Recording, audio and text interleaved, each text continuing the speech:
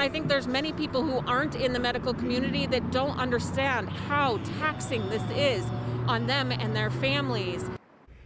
And for some, they gave the ultimate sacrifice. Frontline healthcare workers who gave their lives, helping others recover from COVID-19, honored outside Sunrise Hospital this evening. The remembrance comes as we reach the 1-year mark since the pandemic hit Nevada. We saw the shutdowns begin. News 3's Gabby Hart takes us to that memorial. A candlelight vigil, a moment of silence, and a name-reading ceremony, all to honor the frontline healthcare workers who have died while trying to save others during this pandemic. I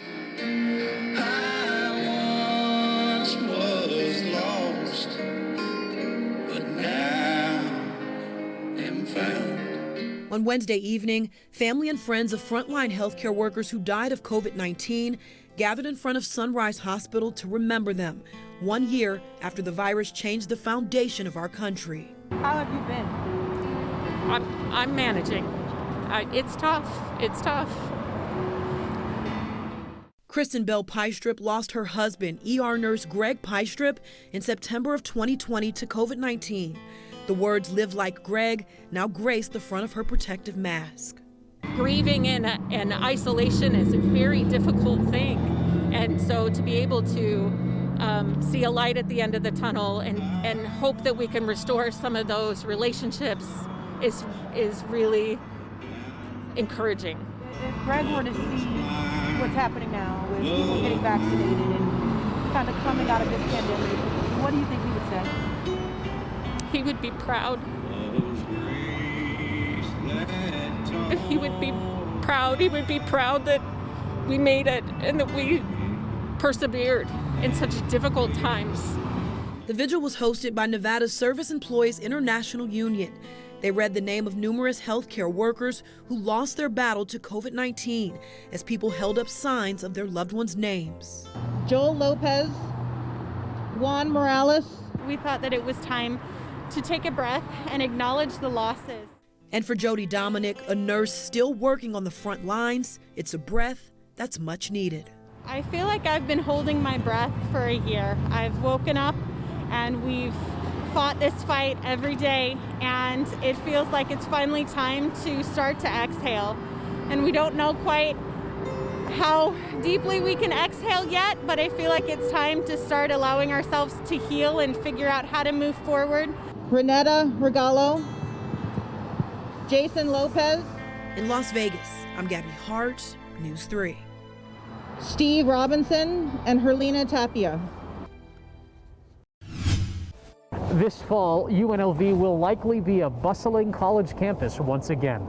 After 2 semesters of primarily remote education, junior Will Hatchett is ready to be on campus, in person, in class, eager to make the most out of his final year. We've been excited to go back just because, biochem, you need to be on campus for it.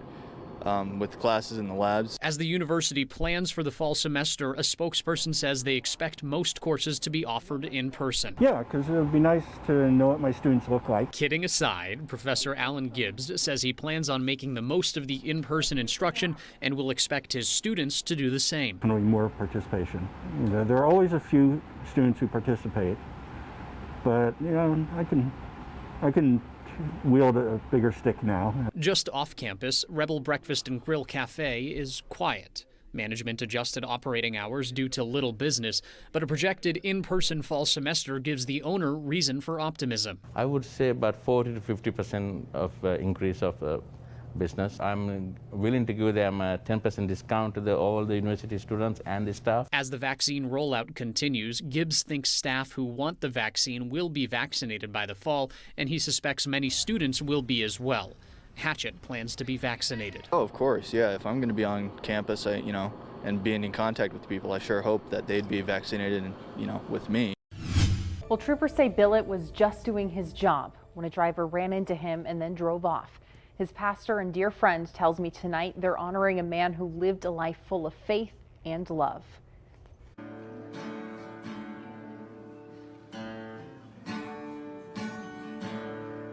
Every Sunday morning, the pews of Wagon Wheel Missionary Baptist Church is where 48-year-old Ryan Billote love the Lord and love to tell people about the Lord. felt most at home. Ryan led music for me for a while. His pastor, Preacher man, that's what he's always called me. and friend Jim Smith It's been very tough for me. is heartbroken after the 48-year-old tow truck driver lost his life last night. Troopers say Ryan was working on the shoulder of the westbound 215 Beltway near Decatur when the suspect vehicle hit him and drove off without stopping. He later died at the hospital. Not so much that Ryan is gone, because I know where he's at, but it's for his wife and all those that is left here with that void. A void for a man who loved God, family, and work in that order. Ryan was just a country boy from Pennsylvania. He really was a humble person, a likable guy and a hard worker. Now turning to his faith for comfort. Me and Ryan became very close.